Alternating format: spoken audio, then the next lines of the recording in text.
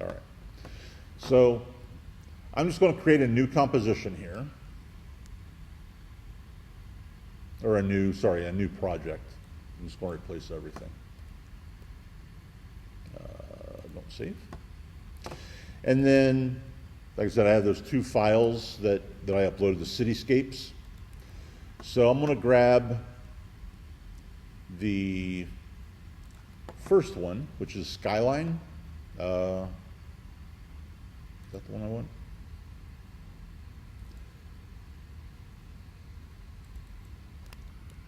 Let's see which one I actually wanted here. Make sure I get the right one.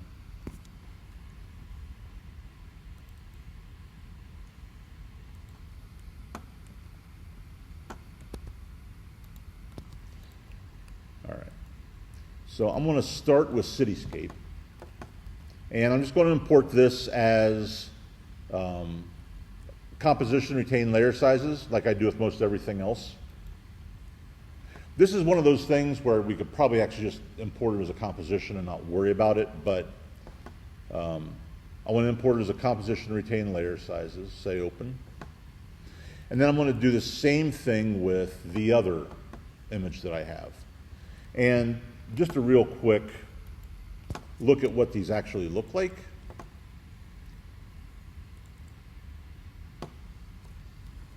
Cityscape is a 1920 by 1080 image, and Long City is actually a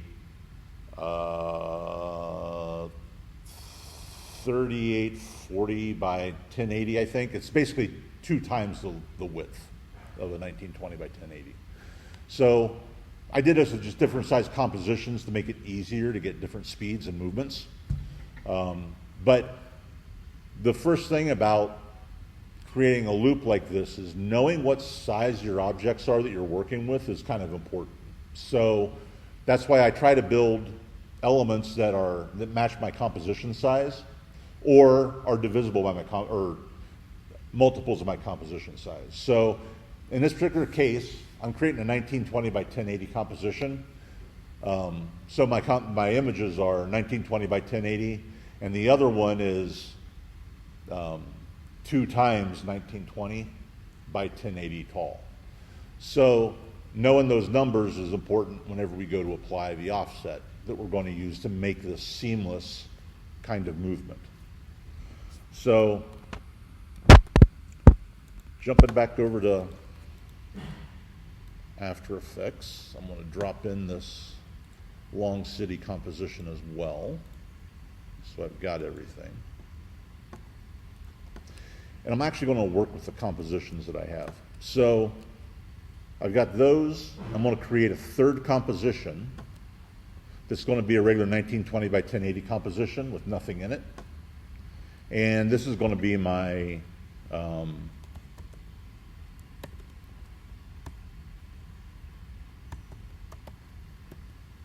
my looping animation.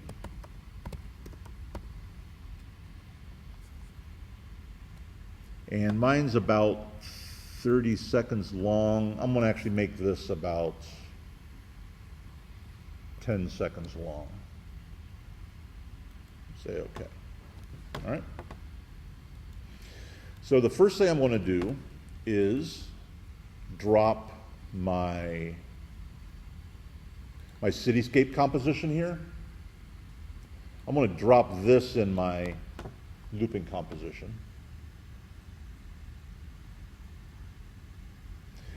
And then I'm actually going to grab my long cityscape composition as well.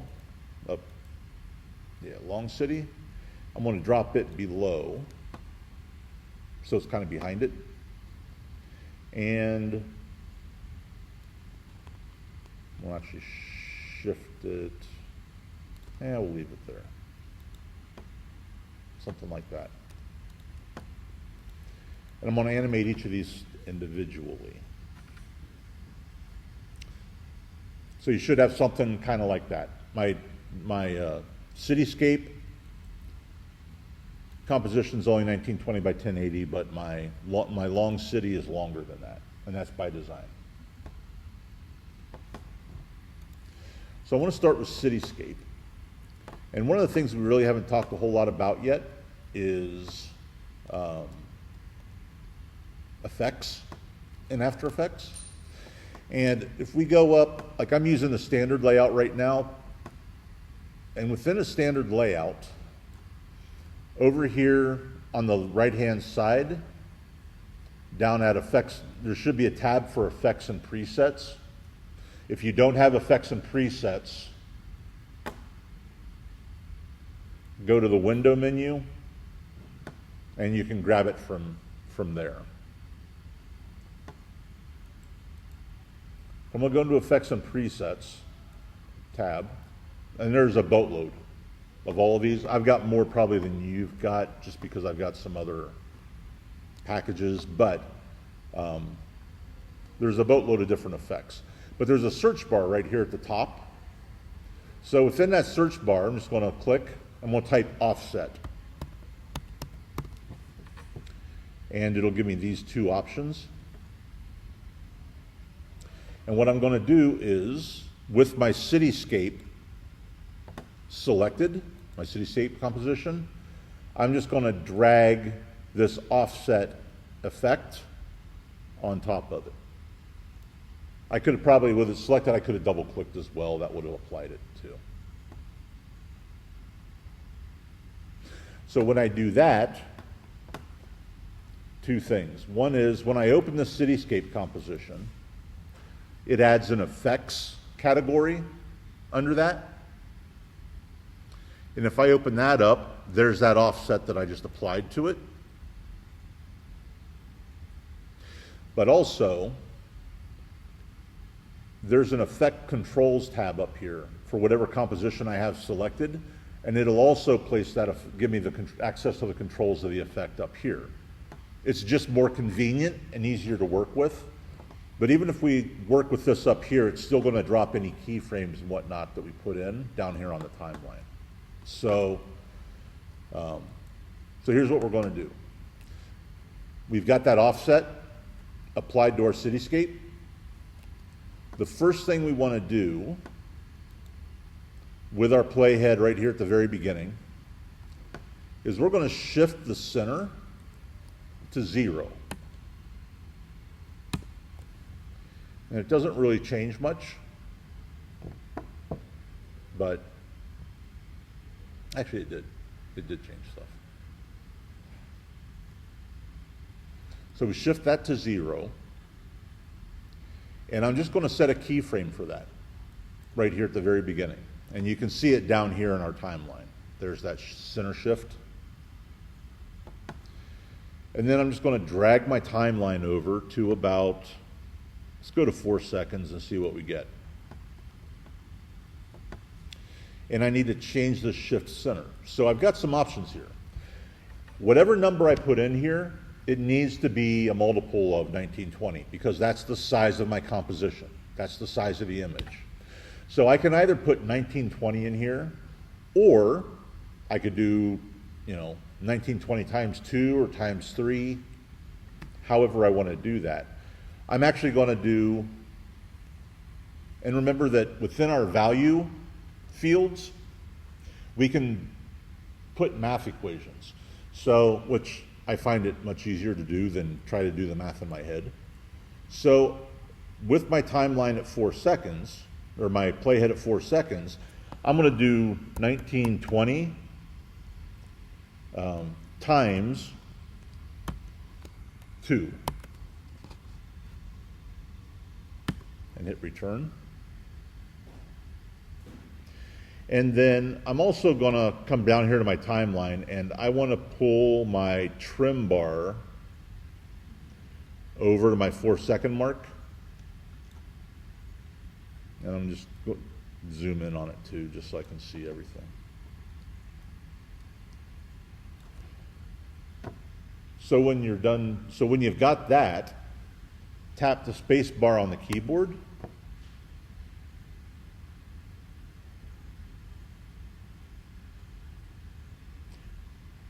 And our city scrolls through seamlessly.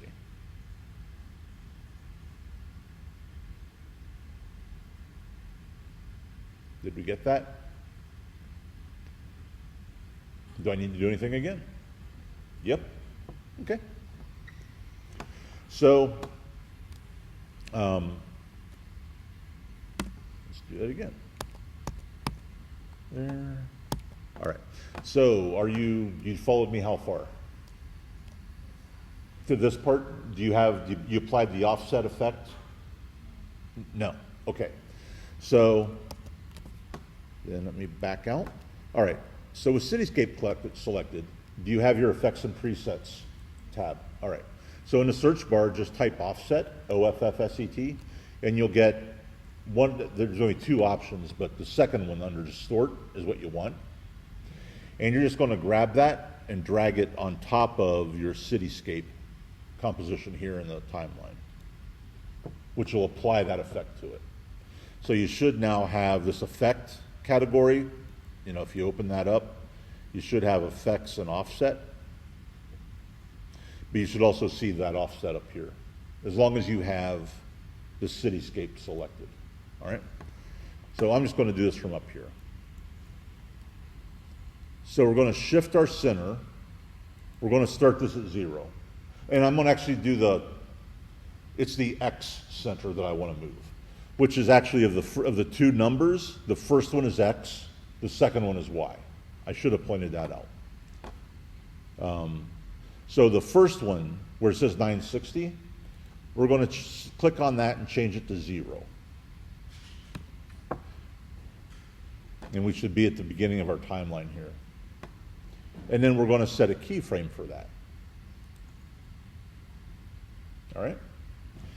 And then I'm just going to grab my playhead, drag it over to 4 seconds. I did 4, I mean, you can do a different dimension, you just get a different speed is all. So I went to 4 seconds.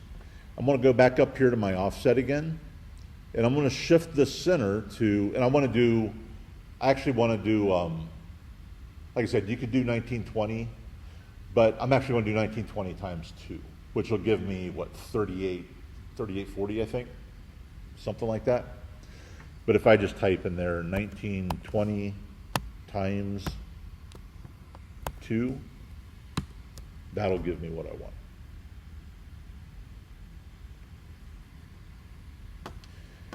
And then after I've done that, I want to make sure that I really want my trim bar to match the duration. So I need to pull those down so that my trim bar comes right there to my 4-second mark. And now when I hit my space bar to play forward on my keyboard, I want to be here. That should scroll through seamlessly.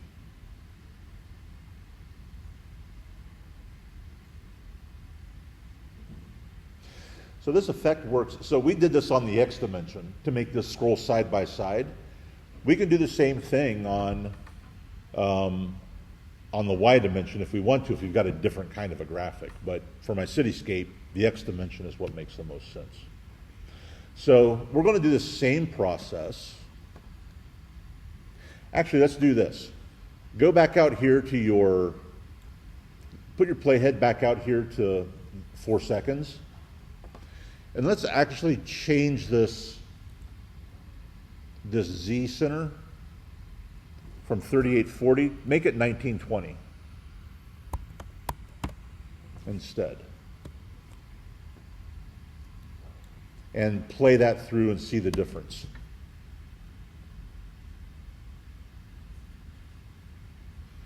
It kind of slowed it down quite a bit, didn't it? So the higher the number for offsetting that center will make it move quicker. And that also has to do with the amount of time on your timeline. If I stretch this out to 8 seconds, it'll go even slower yet. If I condense this down to 2 seconds, if I bring this down to 2,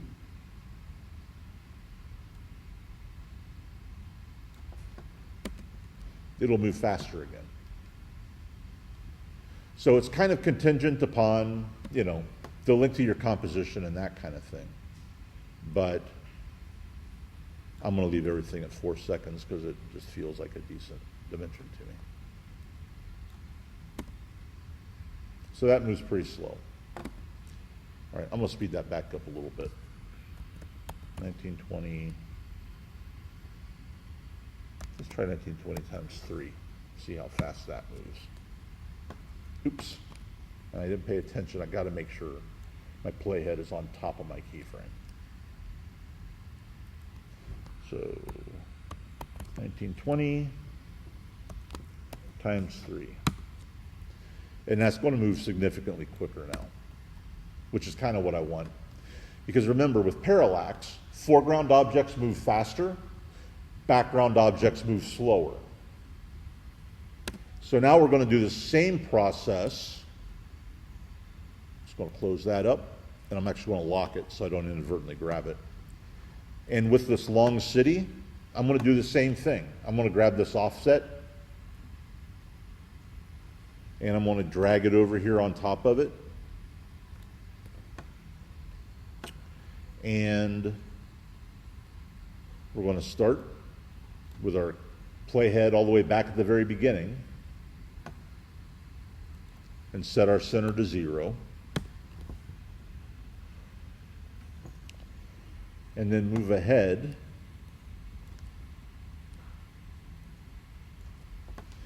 and I'm going to change this to, let's see, 3840 is the actual dimension of it. So let's start with 3840.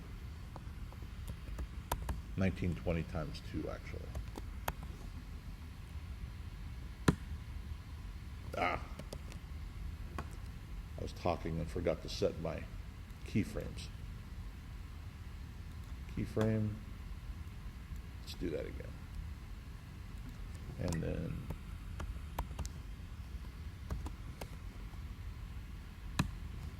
let's do that. And let's see what we get. Okay. So that background layer is moving slower.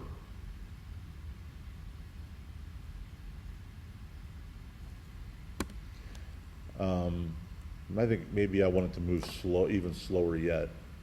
So I'm just going to change this value to 19, I don't know, that was what I wanted. Let's see.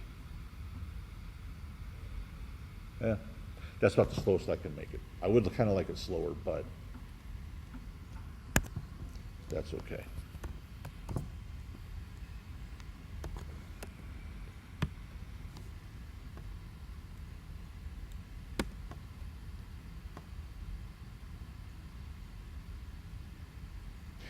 I mean, I could modify this.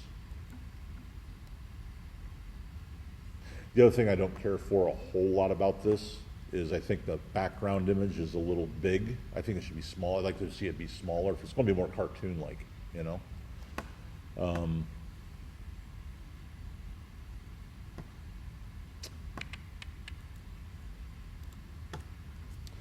going to undo the things I did. I want to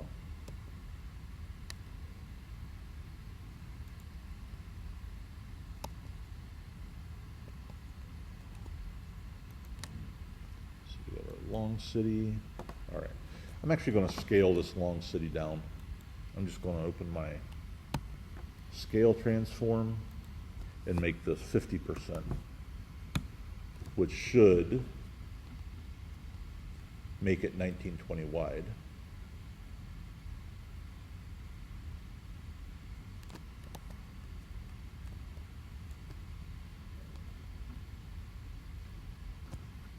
It gives me more to play with, I think. All right, so now I'm going to take and apply my offset to that. Set it to 0.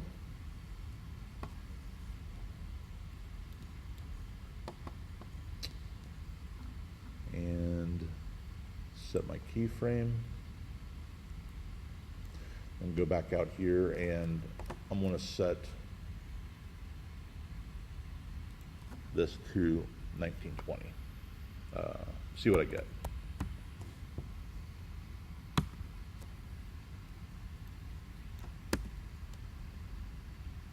That's a little more like what I was looking for. Actually, I wanted that background to move really kind of slow.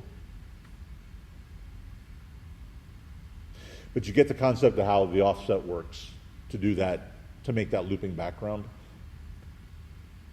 It's the same process. You know, if you want to make an animated background, like a textured background, you'd use the same set of tools. You know, I could make a 200 pixel square graphic, apply offset to it, change that offset to like, you know, go from 0 to like 600 or something, and I'll get different effects. So I can do the same thing, scrolling an object up and down, you name it. All right. So I'm going to did that. I'm actually going to go into my long city composition here, and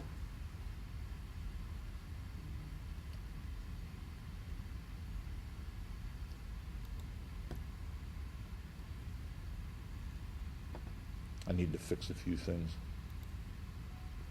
Because whenever I made that smaller, it gave me some, it's empty below it. Although, I guess I could just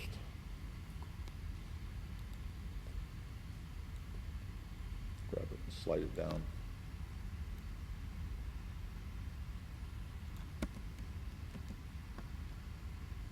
So there we go.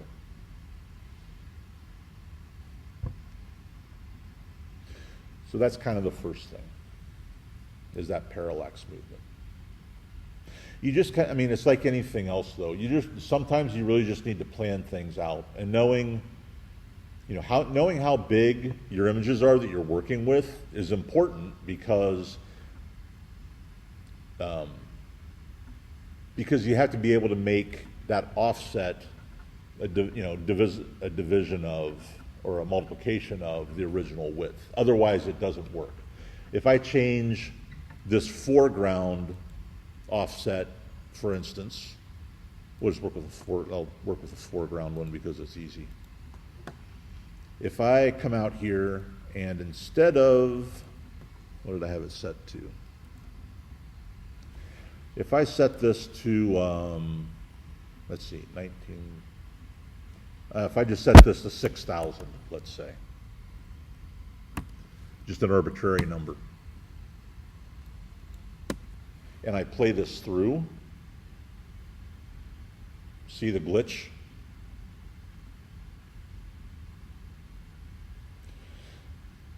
It works because I start at 0 and then basically the offset's moving the image, for the way I had it set before, is moving it 3 times across over 4 seconds. Yeah.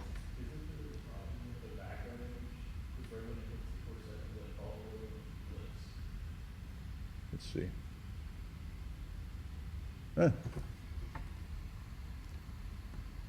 Interesting.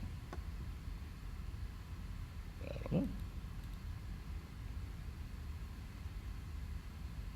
I don't know where it flipped.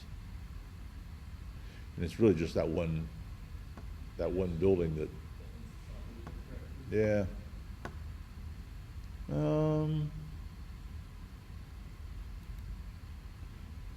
Let's see. So let's see, I did to 1920.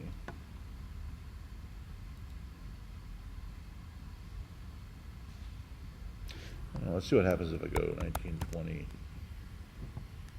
times 2. Let's see what that gives me.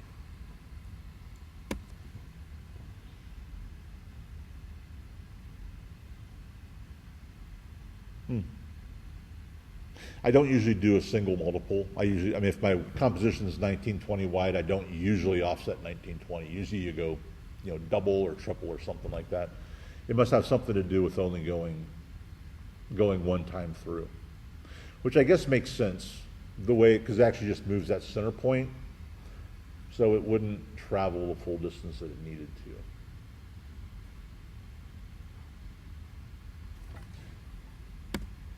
So I'm actually going to, so if we've got, our 2 layers like that, let's do one more thing, and let's add a new solid to our composition. Actually, we'll do 2 more things.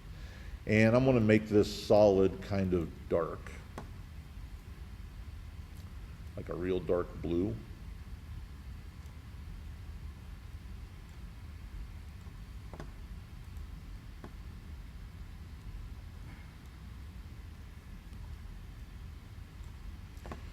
And I'm also going to grab my primitive tool,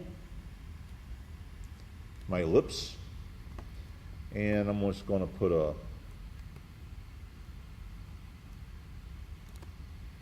sort of a moon behind everything.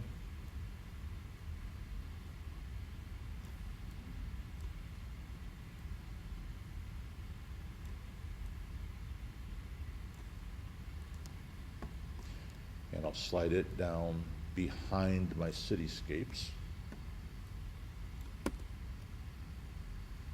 It starts to get kind of fun when we start adding other shapes into the mix, because now, it's moving against that moon.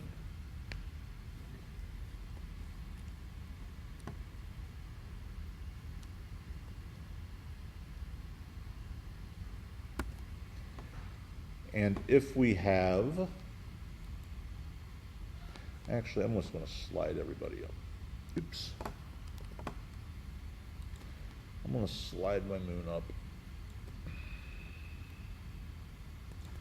And I'm going to grab my city and my 2 city layers, drag them up.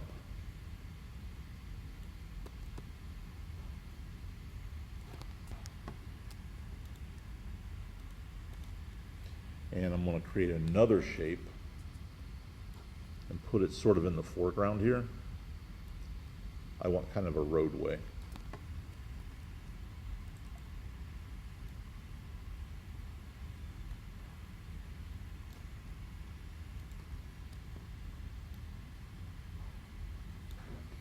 And then if you have access to, remember the car we had whenever we looked at sequencing stuff? It was part of the package you downloaded for whenever I did sequencing.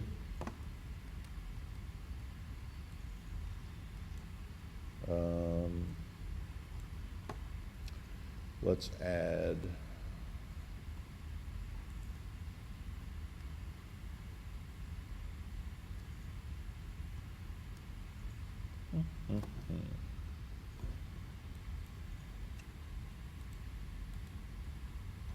where did all my sequencing stuff go?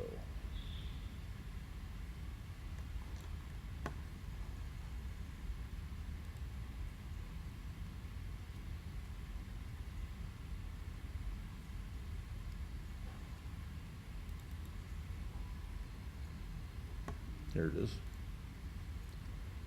If you have that car, I'm just going to grab that and bring it in.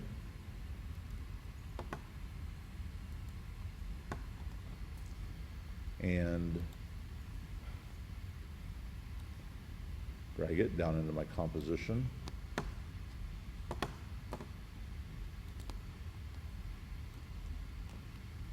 Scale them down.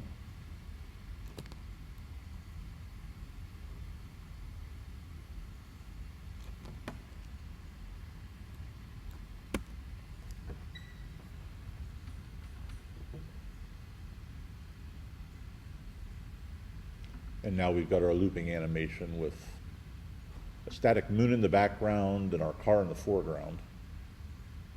You don't have to use that car. You could find any. I mean, you could just create another shape if you want.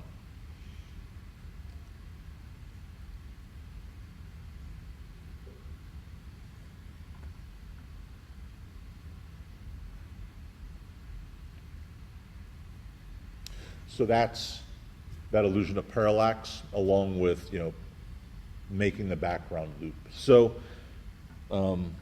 your poster project needs a loop, and I mean, depending upon how you're going about executing that, you might need this technique or you might not. But, you know, you can do the same thing with, you could build a graphic of, you know, a bunch of dots that are supposed to be snowflakes and have them, you could use offset with that to sort of make them endlessly kind of loop as though they're falling. I'm thinking about that Interstellar one we looked at, had snow that was kind of falling. Use the same technique for that. Any number of other things, but this is one way to do a looping background. You know, keep in mind too that looping also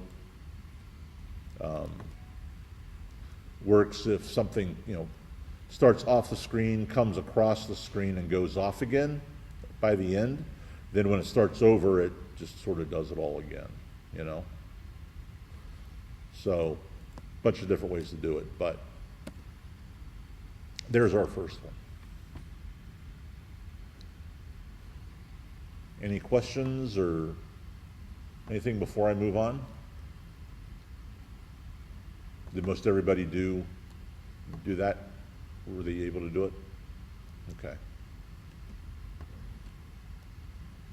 So,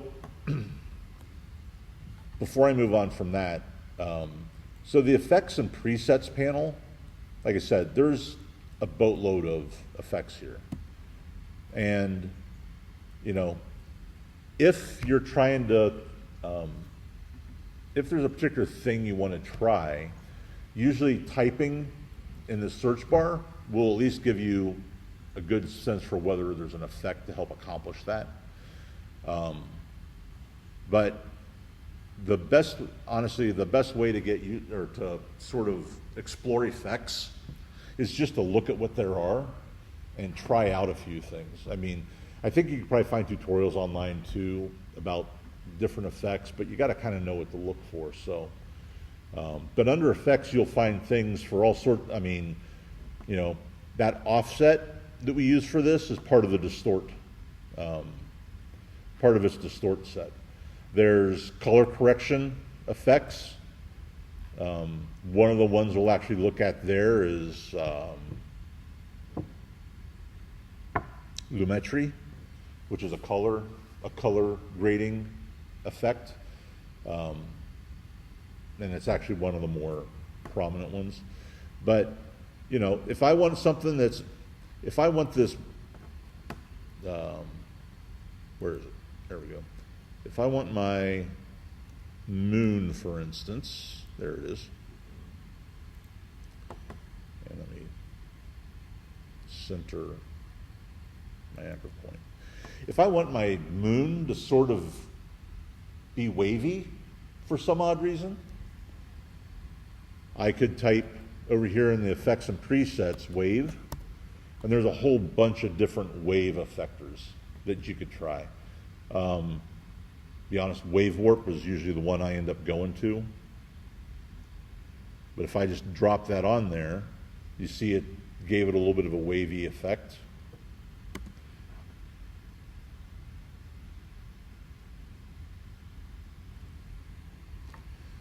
But you can, you know, it's got a boatload of different different settings.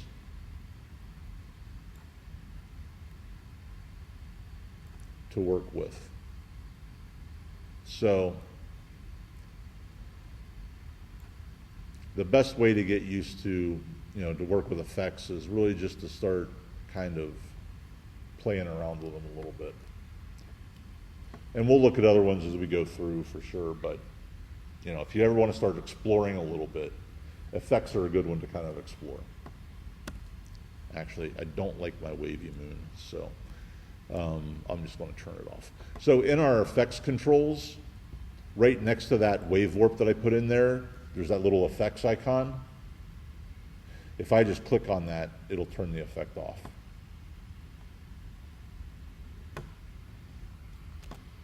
All right. So that's our first item.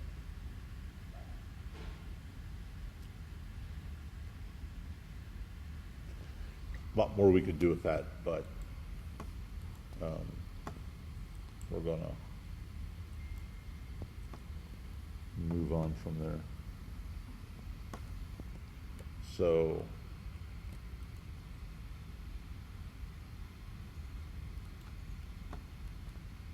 I might come back to this one before I'm done, but so go ahead and save that.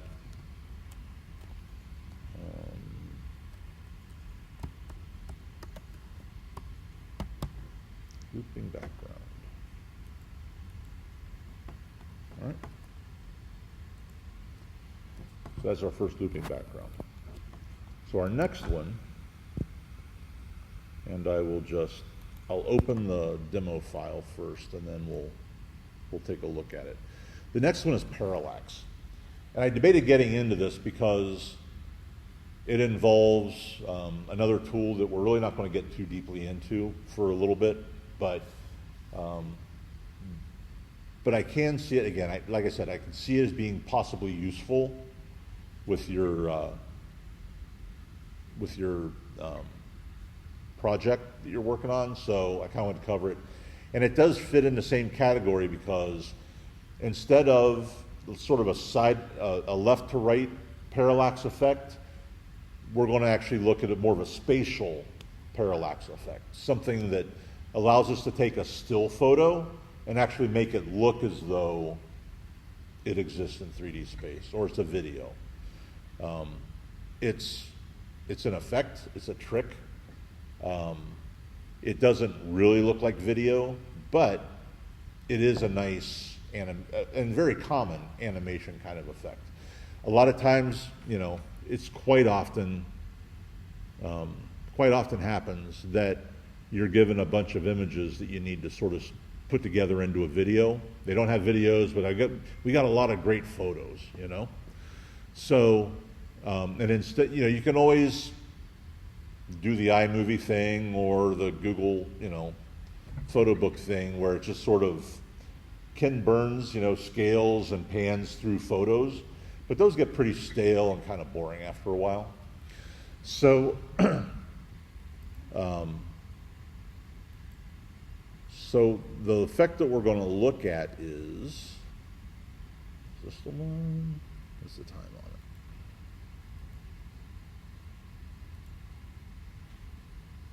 Yep, that's the one. So here's the effect we're going to look at here, where I've got a still photo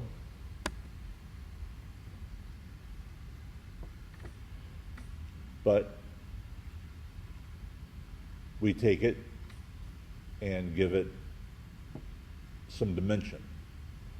So you see the background kind of moves a little bit, the foreground moves more. So again, as a parallax effect, anything that's in the background is going to move slower than anything in the foreground. But I've got three different elements here and kind of playing one against the other. And I actually did this demo because my, as Noah knows, the motion final is a movie titles thing. So, but I incorporated some text graphics along with the photo image. And generally, this is the kind of thing where it's not necessarily a looping background, but it is it's got that parallax effect. And if you're taking images, still images, and trying to put them together into an interesting composition, it's the kind of thing you might want to look at doing. So we're going to take a look at how this works. So let's begin by looking at the actual photo that I used. And I downloaded this and I actually had to resize it. I like keeping photos as big as I can keep them, just so I've got all the resolution in them. I really don't like scaling stuff down. But the original photo looked like this, and I needed to separate the foreground from the background. Some photos would allow me to give me 3 layers I could probably work with. But basically, I just duplicated the original, and I masked out the foreground. Where's my arrow?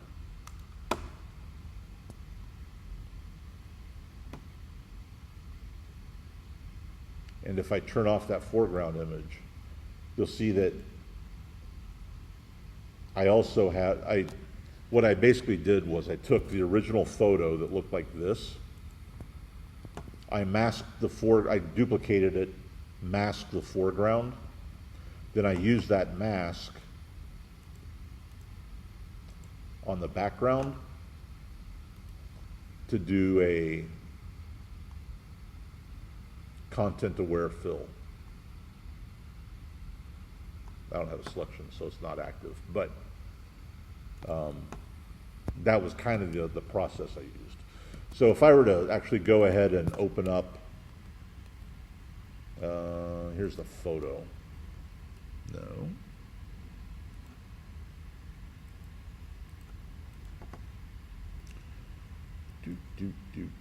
Wonder where my original photo went to. Let's see if I can find it real quick and real easy. Came from my downloads. Yep. So just to sort of run through this real fast, here's my original photo. I probably shouldn't have to do this because it's using the things we did with Photoshop, but if I duplicate that layer,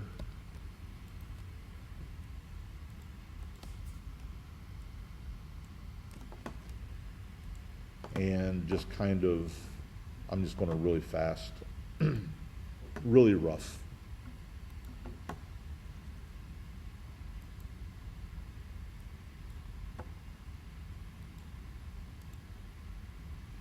Mask out this foreground.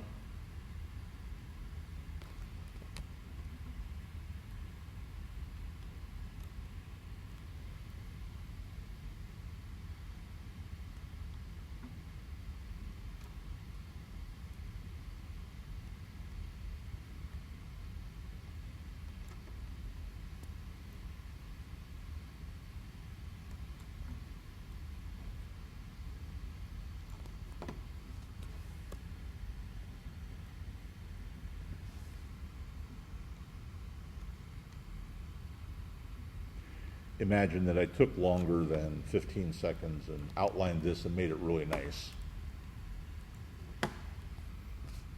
I basically just used that mask as a selection and went into this image, or my background layer, and did a content-aware fill. And it does not a perfect job of filling that in. It's going to do it on the current layer.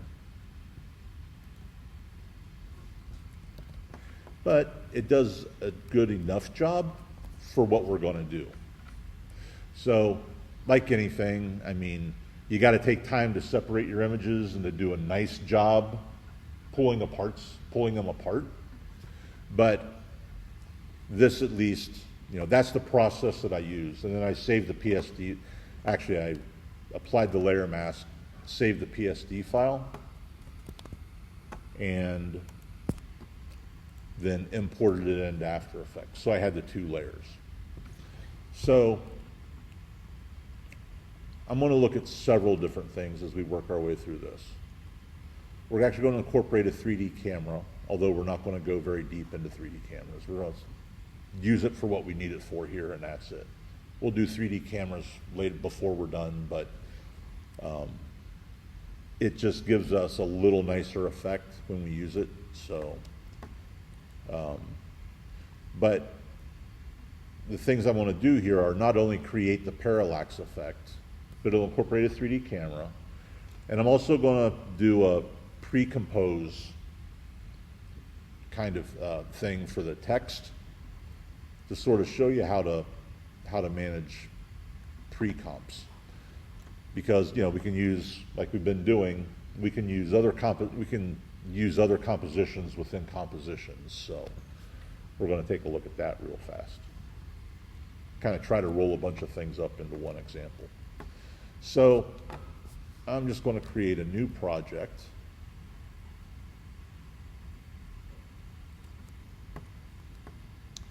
And I'm going to import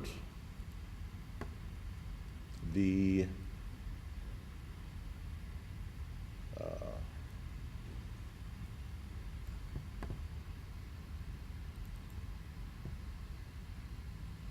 this para.psd file,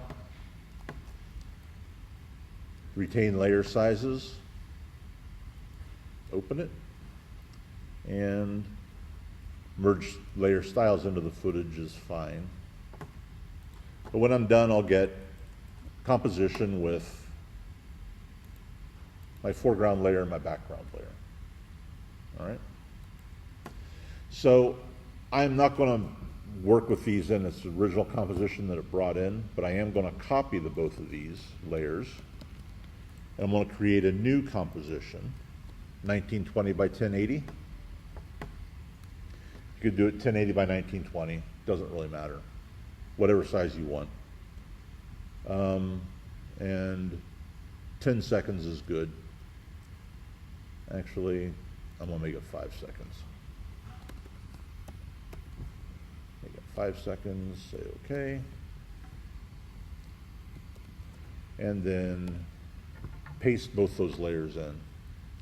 And I'm just going to kind of position stuff a little bit.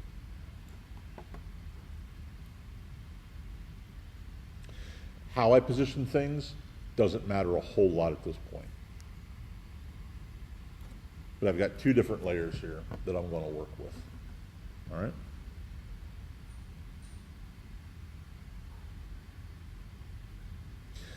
So I guess I could do this whole thing two-dimensionally, just with scale, but introducing this 3D camera kind of has a nice effect.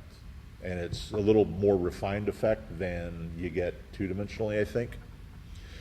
So here's what I'm going to do. So I've got these positioned, not exactly where I want them, but they're pretty close.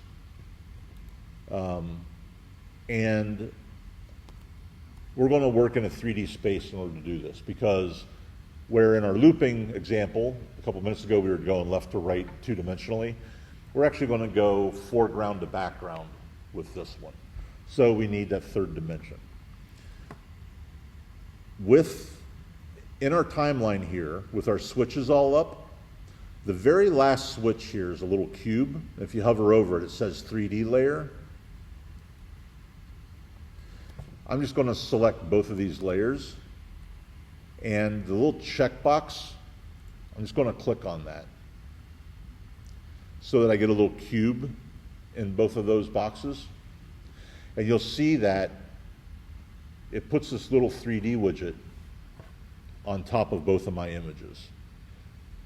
And what this has done basically is given me, not only do I have my X and my Y dimensions to work with, like I have in 2D, I now have a Z dimension or a Z dimension to work with, forward and back. 3D camera or 3D tools in After Effects are not true 3D, but they give, you know, sort of an effect.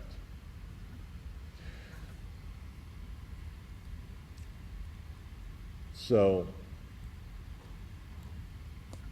I've enabled our 3D tools here, or made these two shapes 3D shapes. And I now want to add, if I either right-click here in my timeline or go up to Layer, New, one of the objects here is a camera. And I'm going to add that to my scene. That'll give you this dialogue. We're not going to go very far into this, but basically a 3D camera in After Effects gives you all the settings of a real-world camera in most cases, if you actually know what kind of camera you used to shoot video and what its specifications are, the lens you used, all that kind of stuff. You can get real camera accurate movements by using a 3D camera. We're not going to worry about any of that. It should be by default 35 millimeter. And that's all we care about. And I'm just going to say OK and accept everything. And that'll drop this in here.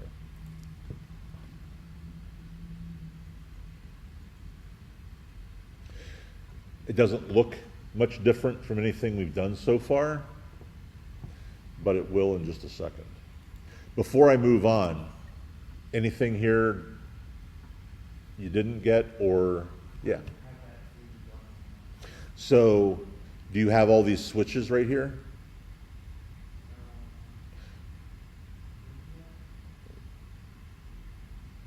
So go to the bottom of the window, toggle switches and modes, and click on that. There you go. So this all looks pretty much like everything else we've done so far. Now that we have this camera, if we take a look down here in our composition window, there's a bunch of different crap here now, stuff here now. And because we have a camera, this dialog right here should be second from the right. It says active camera. It's because we're actually looking at our scene through that camera that we added to our scene. So we're going to leave that alone. But right next to it here, it says one view. If you click on that, you can actually bring up 2 views or 4 views. I find 4 views in After Effects to be very annoying. It's just the space isn't configured for it well. But I do use the two views. If I'm using a true 3D program, I work in 4 views. But if I select 2 views,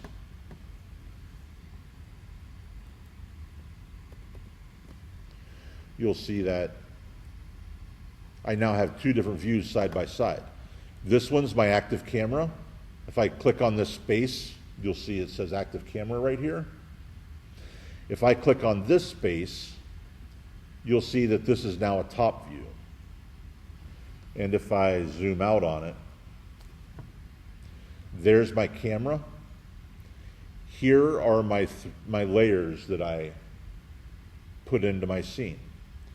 So if I grab the background image and I actually slide it back, see what happens in my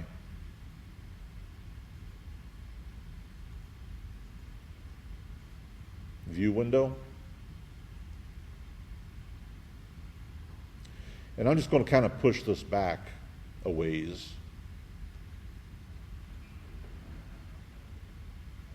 Doesn't have to be real far, but a ways. And I'm going to select the foreground image, the hiker, and I'm actually going to pull it forward a little bit so it's bigger. And I think I'll actually, we'll just do that. And if I'm looking at this active view and I go to my transparent view, you'll see that my image, so the thing to understand about this camera is I push things back on the Z-axis, they actually get further away from the camera and they get smaller. Yeah. The what? Here in the corner of the composition window, where it says one view, you want to select 2. Got it? There you go. And if you don't have a top view, then click on the second one and go here to the second drop down and select top.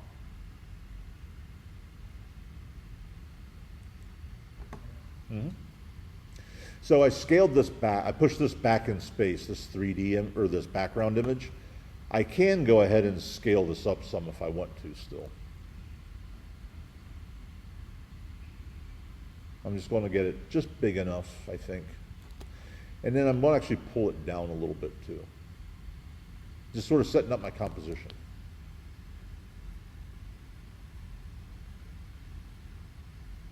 So this is where I'm going to start all my movements.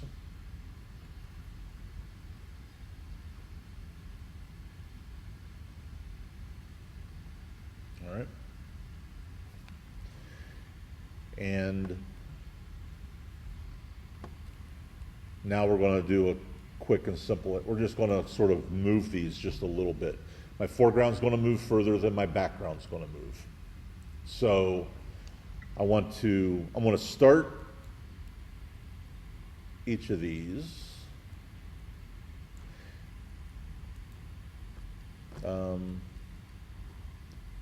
if I envision, I want to kind of zoom towards the scene. Everything's going to get bigger on me, right? So I'm going to start with this background image, the sky and the mountains, and just tap P on my keyboard for position.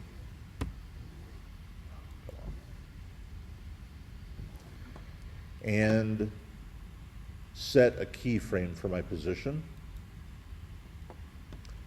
And I'm going to go to back here to 5 seconds, to the length of my composition.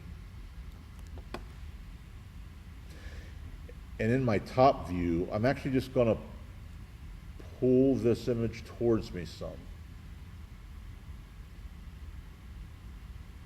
Doesn't have to be a whole lot. So if I scrub through this timeline, you'll see that it kind of gets bigger as it moves towards me.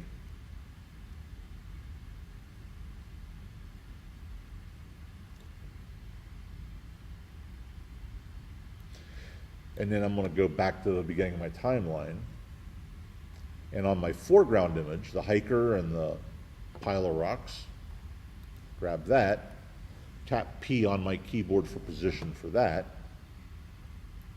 set a keyframe. I'm going to come to the very end of it. And I'm actually going to push this back some towards the mountains.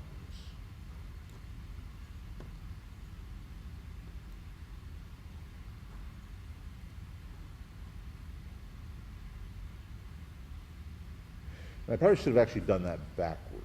I think I did this when I was doing my demo too. Really, the movement that I just gave it, where my foreground, where I kind of pull away from my foreground, but my background gets closer, is actually much more of a dolly zoom effect, where we actually pull away from our subject, but we zoom to sort of foreshorten the background and the foreground. So remember, we kind of looked at different framing types and camera movements. This is kind of one of those camera movement things. I think I'm going to redo that. I don't like how that moved. So that moves. I want to actually take my foreground. I'm going to start it out.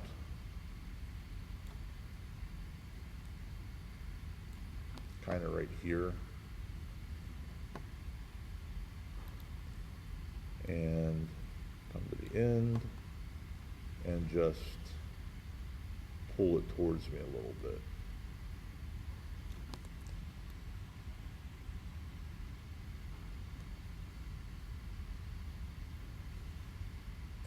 And now it just kind of becomes a matter of making adjustments until I get the movement that I want. Because I didn't really move it enough for there to be a noticeable difference. It looks like it's just one image moving.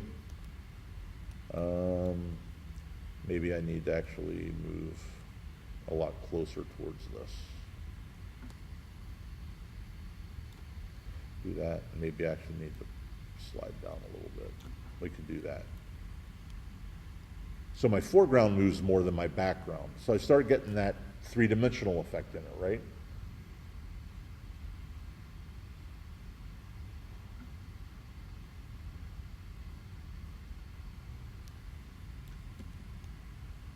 Play that through.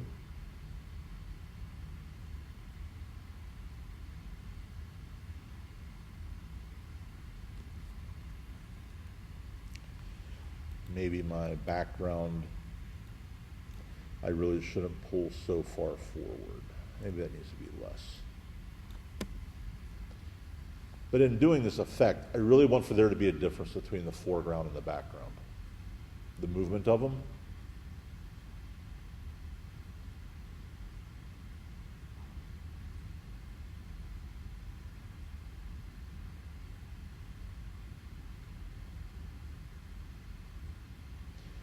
And that gives us kind of a neat 3D effect.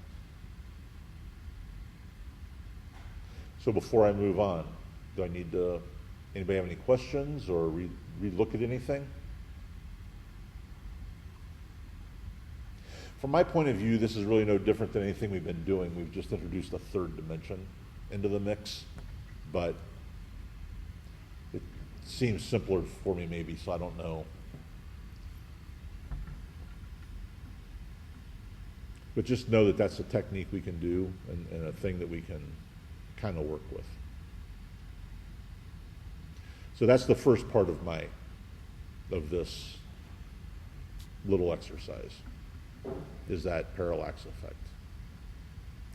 So the second one is, I actually want to introduce some type into this.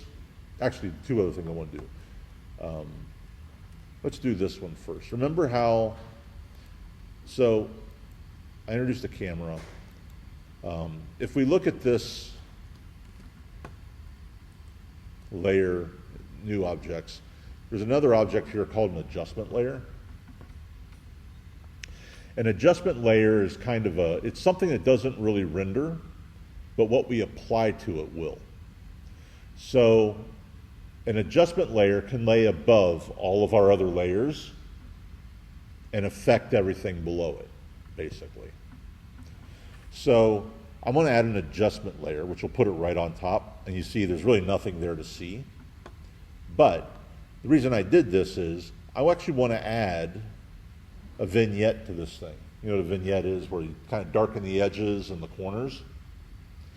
So trending back over here to my effects panel. Where'd my effects go? Did I lose it? Guess I lost it. Go up to my window menu, grab effects and presets. Of course, it brings it all on top. I want to do a vignette. So I'm going to delete whatever's in my search bar and just type vignette, V-I-G-N-E-T-T-E. And there's a few different options here. And the CC vignette is what I want. And I'm going to drag this down on top of this adjustment layer. You see the darkness it gave to the edges right away. And this is just an effect. So it's on this adjustment layer. If I go up here to my effect controls, or if I open the layer, open the effects, there's that CC vignette. I can darken that a little bit. Maybe I actually change the highlight center. A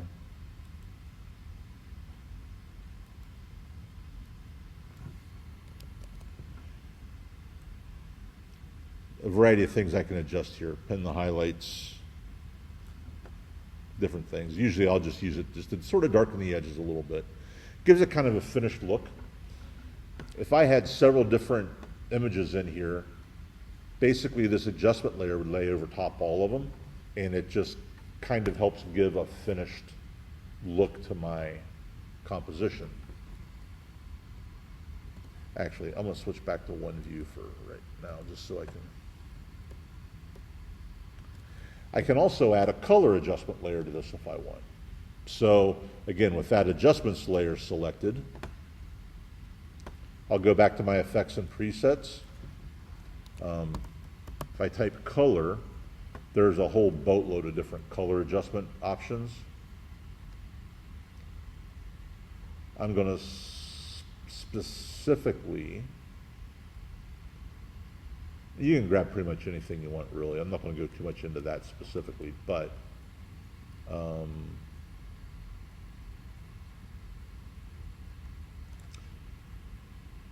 I actually like using Lumetri, so I'm just going to type L-U-M-E-T,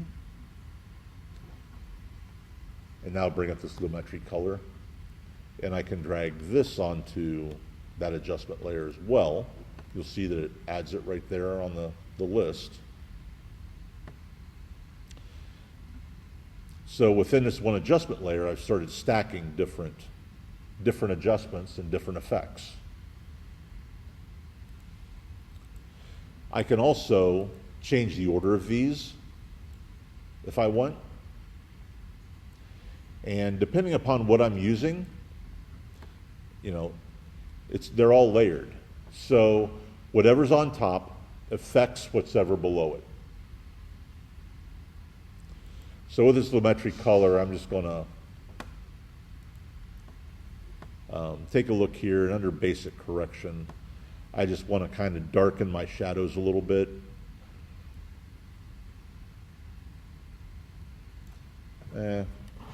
Actually, I want to darken my blacks, and I'm going to brighten my whites.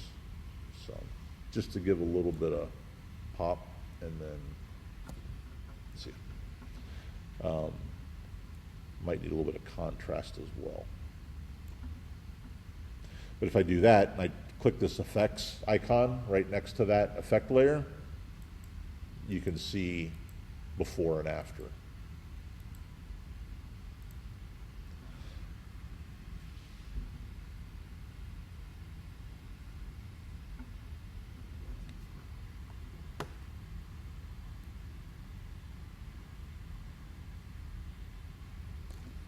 And my animation still happens, but my new color adjustments and color grading are all sitting on top of it.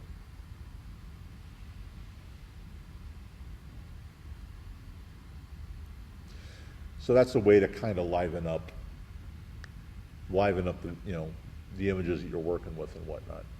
But that parallax effect really kind of can make something kind of special out of just regular two-dimensional images.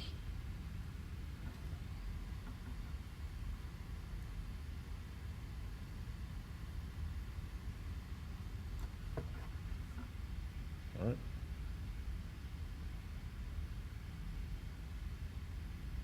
Was everybody able to animate the two images okay? No? Okay, we can look at it again. It's, you know, I mean, I kind of kept everything a little on the simpler side. You can get, you know, that 3D camera, you can actually move through the space. I mean, you can actually position objects within that 3D space so the camera actually flies by them and bring depth of field into the mix and whatnot. So there's a lot of things you can do with it. It's not true 3D. It's like 2.5D because we're still working in two-dimensional objects. But I kind of wanted to do this parallax thing, and I don't really want to go all the way through all the 3D tools quite yet, but that at least introduces you to them a little bit anyway. So, you know, we made these layers 3D layers, and we have to do that in order for them to be affected by that camera. But we can mix 3D and 2D layers. So if we just had, you know, maybe we don't have this background image in here, but we just wanted a color image that flooded, we could lay a solid in there as a 2D image, and the 3D camera won't affect it in any way, shape, or form. So we can, you know, do different things with that.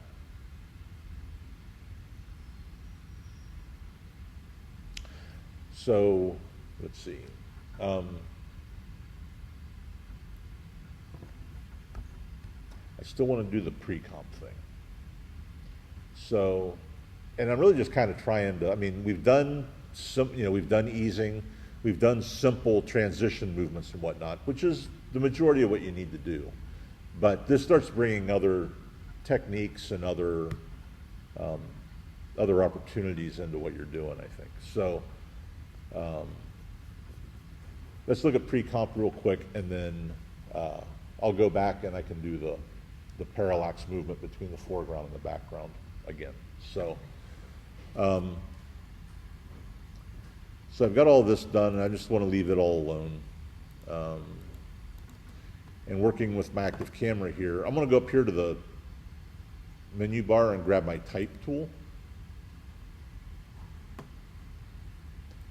And just type my name. Type your own name. And then I'm just going to kind of scale it up I'm actually not scaling it up. I'm actually adjusting the point size on it. And I'm just going to kind of position stuff where I want it.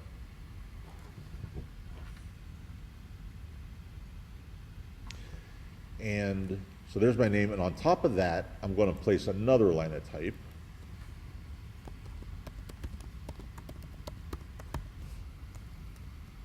And I'm going to make that smaller.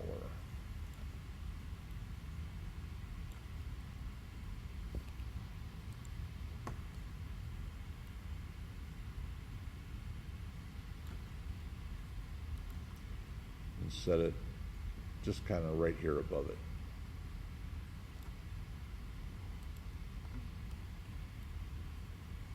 And I want these two objects to animate together. So I'm kind of positioning them where I want them, kind of get that set up. And then I'm going to select them both, and I'm going to pre-compose them. So what a pre-comp does is, it's grouping for After Effects. And all it really does is takes the objects that you have selected, puts them into their own composition, places that composition over here in your project pane, and allows you to work with them as a group.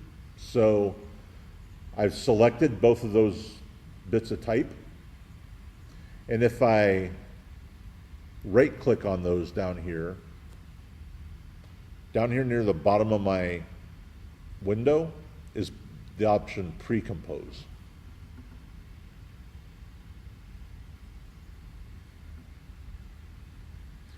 And if we select that,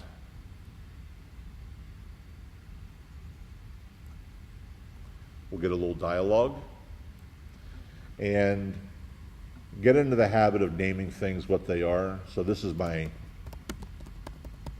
type credit.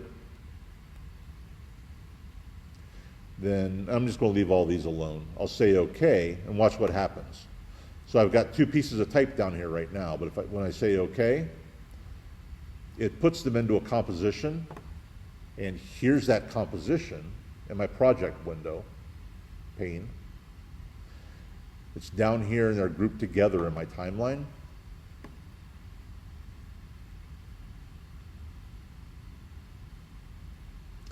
And now if I take that composition and I make that a 3D object, I can now work with it within that 3D space as well. So if I go back here to my two views, and with my type credit selected, I'm going to do this backwards actually. I'm just going to, I want to,